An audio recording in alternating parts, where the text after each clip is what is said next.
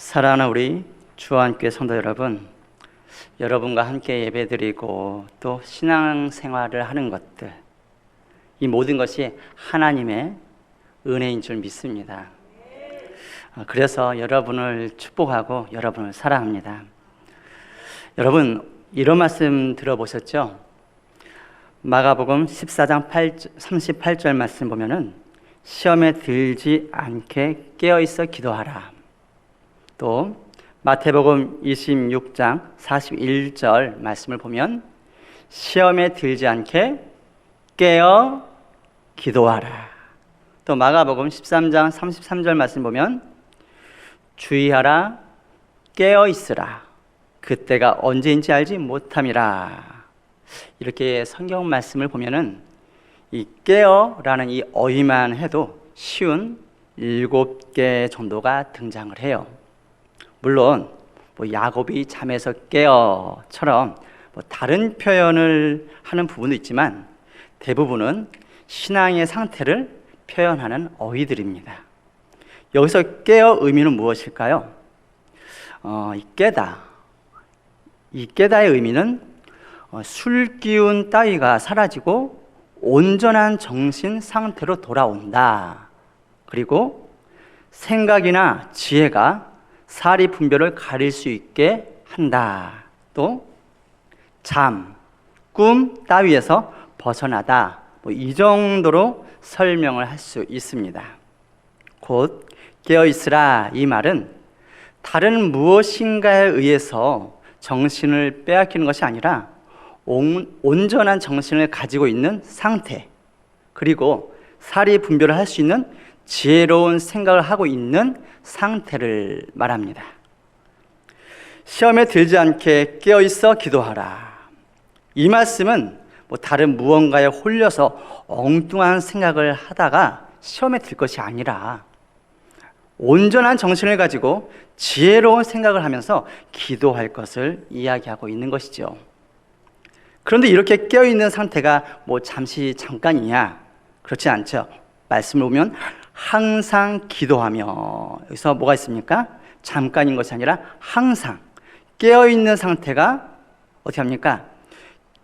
그 기도하는 삶을 꾸준하게 유지하는 그 모습을 그대로 잘 설명해 주고 있습니다. 그리고 또 주의하라, 깨어있으라, 이 말씀은 주님이 언제 오실지는 우리가 모르지 않습니까? 그렇지만 하나님 말씀을 항상 마음에 간직하고 지혜로운 생각을 하면서 어떻게 한다?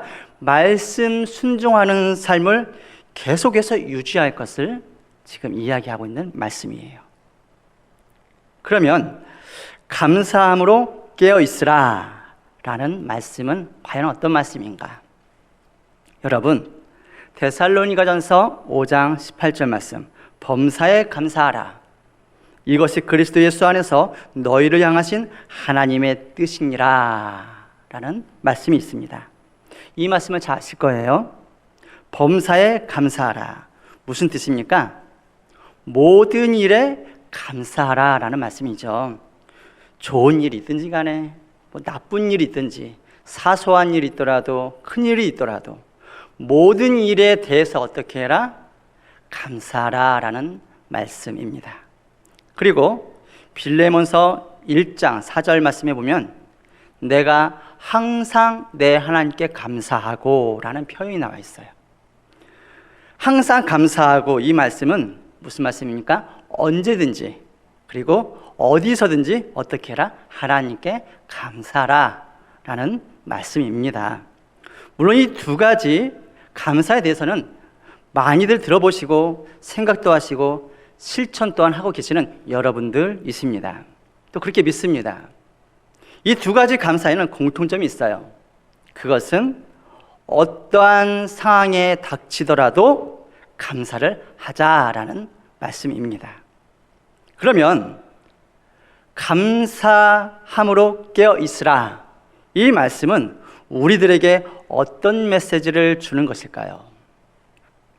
앞전 것들은 무조건 감사를 하자라는 메시지라면 감사로 깨어 있어, 이 말씀은 다른 무엇인가에 홀려서 생각이 잠식되어서 불만족한 생각, 불안한 생각, 짜증나는 생각, 그런 것을 하고 있을 때 그 상태에서 벗어나서 온전한 정신을 되찾고서 그동안 하나님으로 말미암아 감사했던 모든 것들을 생각하는 거예요. 기억하는 거예요. 무엇을 생각합니까? 하나님께서 주셨던 그 모든 것들, 또 하나님께서 나를 항상 보호해 주셨던 그 순간순간을 기억합니다. 하나님께서 나와 함께 오셨던, 동행해 주셨던 발자취를 생각합니다. 여러분, 하나님의 은혜를 항상 생각하는 여러분들이 되길 축복합니다. 이렇게 생각을 하면서 무엇을 합니까? 하나님께 감사를 하는 거예요. 온전한 정신 상태에서 생각을 해보면 사실 이 감사한 일이 얼마나 많은지 몰라요. 바로 이것이 감사함으로 깨어있는 모습인 줄 믿으시기 바랍니다. 그러면 감사함으로 깨어있게 되면 우리의 삶에 어떤 일들이 벌어지게 될까요? 첫 번째, 승승장구할 때 감사할 수 있습니다. 여러분, 다윗 잘 알고 계시죠? 이 구약 성경을 보면 죽을 고비를 가장 많이 넘긴 사람이 누굽니까? 다윗 아닙니까? 그렇죠? 그런데 다윗은 이 죽을 고비만큼이나 감사와 찬양을 많이 했던 사람이에요. 다윗의 인생에 있어서 위기와 감사는 비례를 이루고 있어요. 뿐만 아닙니다. 위기의 순간을 수없이 넘기면서 극적인 인생의 역전을 이룬 사람이 다윗이기도 합니다. 다윗을 죽이려 했던 사울 왕은 죽고 다윗은 이스라엘의 왕이 되죠. 자, 그런데 여기서 대부분의 사람들은 변합니다. 무슨 말입니까? 자신이 힘들 때는 나름 그 고비를 넘기기 위해서 하나님을 찾거나 다른 사람들에게 도움을 요청합니다. 그러나 하나님께서 복을 주시어 부유해지거나 출세하게 되면 내가 잘나서 부유해지고 출세한 줄 착각하는 존재가 바로 이 사람이라는 거예요. 하나님께서 모든 환경을 풍요롭게 해주시면 감사보다는 교만이라는 모습이 보이는 것이 바로 이 사람이란 존재입니다. 여러분, 이럴 때 우리들은 다윗의 그 감사를 눈여겨보아야만 합니다. 그는 왕이 되고 나라가 부유해지고 부강해질수록 하나님께 더욱더 감사하는 사람이었어요. 어떻게 이것이 가능할까요? 시편 18장 49절 말씀 보면 여호와여, 이러므로 내가 이방 나라들 중에서 주께 감사하며 주의 이름을 찬송하리이다 라고 다윗은 고백하고 있습니다. 본 말씀은 다윗이 왕이 된 후에 하나님께서 자신을 보호해주며 동행하셨던 그 모든 행사를 생각하면서 감사하며 찬양을 올렸던 내용이에요. 어떻게 했다고요? 하나님께 감사했던 일들을 어떻게 했다? 생각을 했다. 그리고 감사와 찬양을 드립니다. 그러니 다윗은 왕이 되어서도 교만해지지 않고 겸손함으로 감사할 수 있었던 거예요. 여러분들도 이 다윗처럼 성공하시고 겸손한 모습으로 하나님께 감사하는 은혜가 있길 바랍니다. 두 번째, 감사로 껴있으면 곧 죽을 위기 속에서도 감사할 수가 있어요. 보통 대부분의 사람들은요, 위기를 겪게 되면 감사보다는 불평이 가득해져요. 사고나 병에 걸려서 어려움에 빠지게 되면 어떤 생각을 합니까? 하나님께서 나를 버리셨을까? 하나님께서 나를 왜 이렇게 힘들게 하시지? 하면서 하나님을 원망하게 돼요.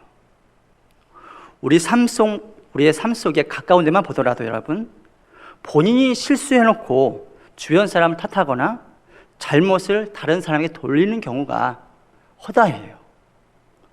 본인은 끝까지 잘하면 잘했지 절대 잘못한 것은 없습니다.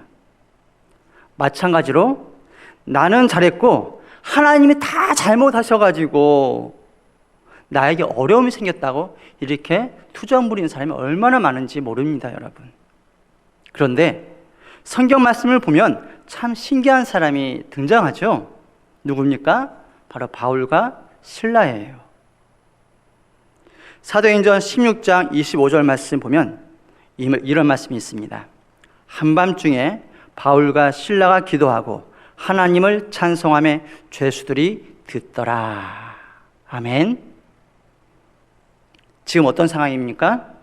바울과 실라가 옥에 갇혀서 하나님께 지금 감사하며 찬양을 하고 있는 모습이에요. 옥에 갇힌 이유가 무엇일까요? 사실 이 바울과 실라는요, 길을 가다가 귀신 들린 여자를 보게 됩니다. 그 여인을 보니까 참 안타까운 거예요. 긍휼한 마음이 생깁니다. 그래서 그 여인을 사로잡고 있던 그 귀신을 그 여인으로부터 쫓아내 줍니다. 아주 선한 일을 해준 거예요. 근데 어디서 문제가 발생되느냐? 이 여인을 통해서 점을 쳐주고 여러 가지 그 초인적인 능력을 통해서 일을 하면서 이 여인을 통해서 돈을 벌어 살던 사람이 있었어요. 그런데 이 여인으로부터 이 귀신이 떠나가니까 그런 능력이 없어지잖아요. 그러다 보니까 화가 난 거예요. 그래서 이 바울과 실라에게 억울한 누명을 씌워서 심히 때리고 옥에 가둔 겁니다. 억울한 일이죠. 찬양? 아니요. 억울해서 어떻게 찬양이 나옵니까? 어떻게 감사할 수 있습니까? 내가 하지도 않은 일들을 했다고 거짓말을 해가지고 나를 죄인으로 만들었는데, 게다가 어떻게 해결할 방법도 없는데 어떻게 찬양이 나올 수 있을까요? 얼마나 원통하고 화가 났겠습니까, 여러분? 생각해 보세요. 앞으로도 어떠한 처벌이 있을지 모르는 상황입니다. 그런데 참 태평해요. 한밤중에 바울과 실라가 기도하고 하나님을 찬송하며 죄수들이 듣더라. 어떻게 바울과 실라가 감사와 찬양을 할 수 있었을까요? 고린도전서 1장 4절 말씀 보면 이런 내용이 있습니다. 그리스도 예수 안에서 너희에게 주신 하나님의 은혜로 말미암아 내가 너희를 위하여 항상 하나님께 감사하노니. 여러분, 사도 바울은 깨어 생각을 하고 있었던 사람이었어요. 항상 생각을 하고 있었습니다. 무엇을? 너희에게 주신 하나님의 은혜로 말미암아 감사하노니. 이 말씀은 고린도 교회가 세워진 이후 하나님의 도우심으로 말미암아 교회가 더욱더 건강하게 세워져 갔던 그 과정을 생각하면서 하나님께 감사하는 이 바울의 고백의 말씀입니다. 이 바울의 신앙생활은요, 항상 이런 모습이었어요. 비록 고린도 교회의 문제가 심각하여서 그 문제를 해결하고자 편지를 보내지만은 그럼에도 불구하고 그동안 하나님의 도우심을 기억하면서 생각하면서 먼저 감사함으로 나갔던 사람이 바로 이 바울이었습니다. 이런 바울이었기 때문에 옥에 갇혔더라도 생명의 위협이 되는 일이 발생되었더라도 어떻게 합니까? 하나님께 감사할 수밖에 없었던 거예요. 바울은 최악의 상황 속에서 감사를 고백했던 사람입니다. 여러분들은 이러한 경험을 해본 적 있습니까? 내가 최고의 위기에 닥쳤을 때, 실패했을 때, 절망에 빠졌을 때, 그때 혹시 감사의 고백을 한 적 있으십니까? 여러분, 신앙생활에 있어서 최고의 단계, 신앙의 아름다운 꽃은 언제 피시는지 여러분 아십니까? 가장 암울한 위기 속에서, 가장 큰 고통 속에서 감사를 고백하는 겁니다. 바로 이것이 신앙의 최고의 경지임을 여러분 믿으시기 바랍니다. 그리고 이 감사와 함께 극적인 역전을 체험할 수 있는 복을 누릴 수 있는 방법이 뭡니까? 위기 속에서 감사를 고백하는 것입니다. 여러분들도 이러한 고백이 있기를 여러분들을 축복합니다. 세 번째, 감사로 깨어있으면 영과 진리로 예배를 드릴 수가 있습니다. 여러분, 예배 드리러 오실 때 어떠한 마음을 가지고 오십니까? 오늘도 주일이 됐으니까 예배 드리러 가야 되겠지. 내 얼굴이 있는데, 명색이 장로인데 그래도 예배는 드리러 가야 될 거야. 강당 앞에서 목사님께서 예배 시작과 동시에 예배하는 자가 영과 진리로 예배할지니라 라고 선포할 때 과연 영과 진리로 예배 드리는 모습이 과연 무엇일까요? 여러분, 감사와 기쁨으로 예배 드리는 모습이 영과 진리로 드리는 예배인 줄 믿으시기 바랍니다. 제가 청년 때였어요. 대학생 때였는데 당시 저는 젊고 혈기가 왕성했음에도 불구하고 주일만 되면 너무 힘들었습니다. 아침 7시에 일어나서 옷을 입고 교회로 갑니다. 그리고 중고등부 예배가 9시이기 때문에 중고등부 차량 운행을 합니다. 그리고 갔다 오고 나서 또 무엇을 하느냐, 11시 예배 찬양대가 있기 때문에 찬양대 연습을 하고 11시 예배 드립니다. 그리고 나서 또 무엇을 합니까? 또 오후 2시쯤 되면은 당시에는 청년부 예배가 있었어요. 청년부 예배를 드립니다. 끝나면 또 무엇을 합니까? 또 저녁 찬양을 위해서 찬양팀 연습하고 또 저녁 예배 끝나고 나면 한 9시 정도 됩니다. 그러고 나면 집에 돌아오면 어떨까요? 제가 녹초가 되는 거예요. 녹초가 돼요. 분명히 예배는 드렸는데 제가 어떤 마음으로 예배를 드렸는지조차 기억이 안 나요. 솔직히 예배를 10번 정도나 드리면 그 중에 한 번 정도는 은혜를 받고 감사함으로 예배를 드릴 수 있는 것 같은데 그 외에는 그 감사 예배가 없었던 것 같습니다. 이 감사함으로 예배를 드리는 것이 얼마나 힘들었는지 몰라요. 혹시 여러분들도 이런 비슷한 모습이 있지 않습니까? 왜 그랬을까? 내가 과연 그때 왜 그랬을까 하고 생각을 해보니까 당시 저는요, 감사로 깨어있지 않았습니다. 한 주 동안 믿음으로 살려고 몸부림을 칠 때 그러한 나를 도와주셔서 믿음으로 살았던 시간을 기억했어야 했는데 그것을 기억하지 않았어요.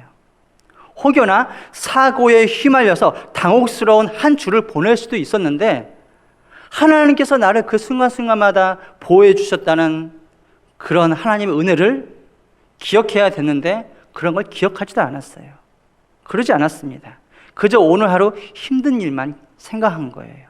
엉뚱한 생각을 한 거죠. 그러다 보니까 감사와 기쁨이 있는 예배가 아니라 피곤과 스트레스 가득한 예배를 너무나 자주 드렸던 기억이 납니다. 여러분, 감사와 기쁨이 가득한 영과 진리로 예배를 드리기를 원하십니까? 기억하세요. 감사로 깨어 있으시기를 바랍니다. 그러면 기쁨과 감사로 예배를 드릴 수가 있어요. 하나님은 이런 예배를 받으십니다. 시편 50장 23절 말씀 보면 감사로 제사를 드린 자가 나를 영화롭게 하나니. 아멘. 이 말씀 말고도 감사의 예배를 원하시는 하나님의 말씀은 많아요. 곧 감사로 감사로 예배를 드릴 때 하나님께서는 그 예배를 받아주시고 또한 구원으로서 응답해 주시는 분이 하나님이십니다. 하나님께서 받으시고 응답해 주시는 예배가 영과 진리로 드리는 예배인 줄 믿으시기 바랍니다. 또한 여러분들은 이러한 예배 가운데서 은혜가 충만하기를 여러분들을 축복합니다. 네 번째, 감사로 껴있으면 모든 것들을 감사로 받을 수 있어요.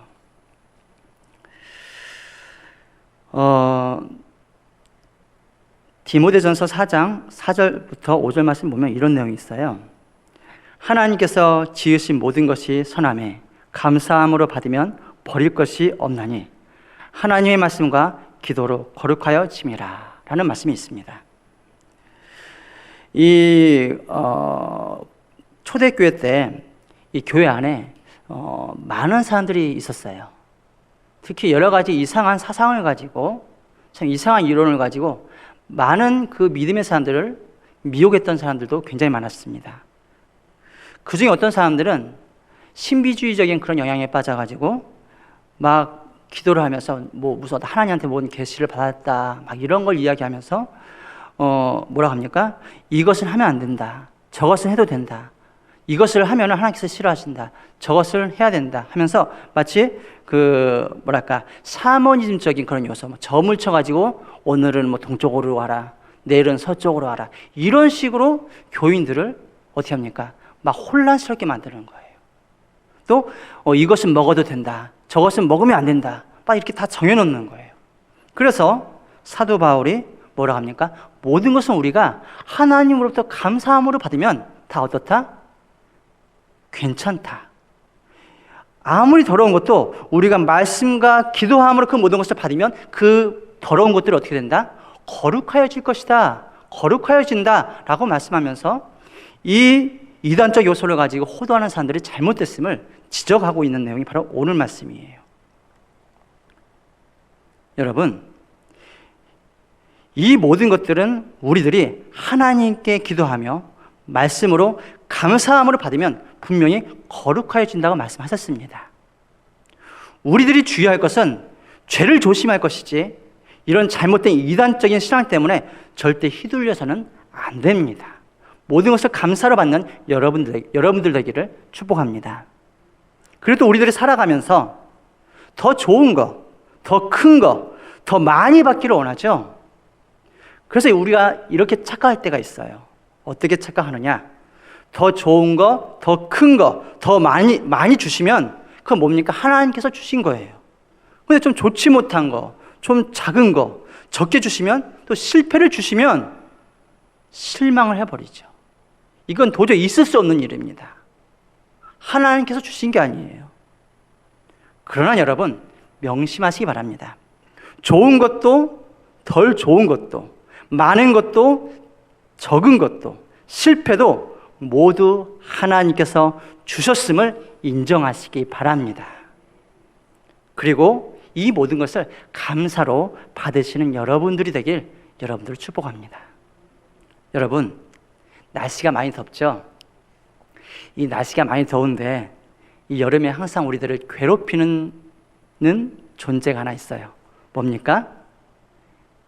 모기죠, 모기. 모기가 우리를 너무나 괴롭힙니다. 이 세계에서 사람을 제일 많이 죽이는 동물이 뭔지 아십니까? 사자가 사람을 많이 죽일까요? 뱀이 사람을 많이 죽일까요? 아닙니다.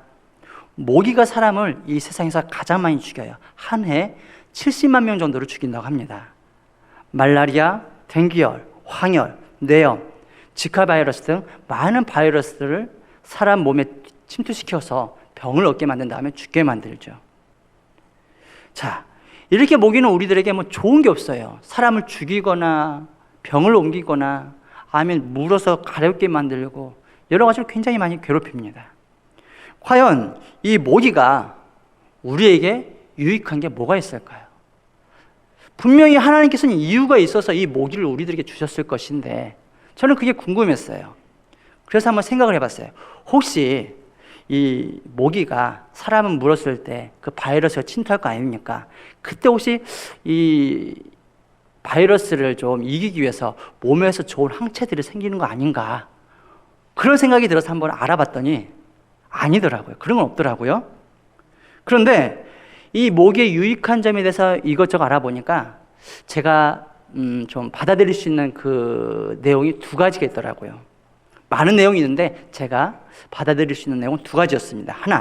하나는 모기들은 꽃술에 앉아 꿀을 먹으면서 벌처럼 꽃가루를 묻혀서 이동시킨다. 그 양이 벌보다 더 많아서 모기는 꽃에게 매우 유익한 곤충이다. 모기가 없으면 야생의 꽃들은 위기를 맞이할 수 있다라고 되어 있더라고요. 특히 이 역할을 가장 많이 하는 것이 바로 이 숫모기랍니다.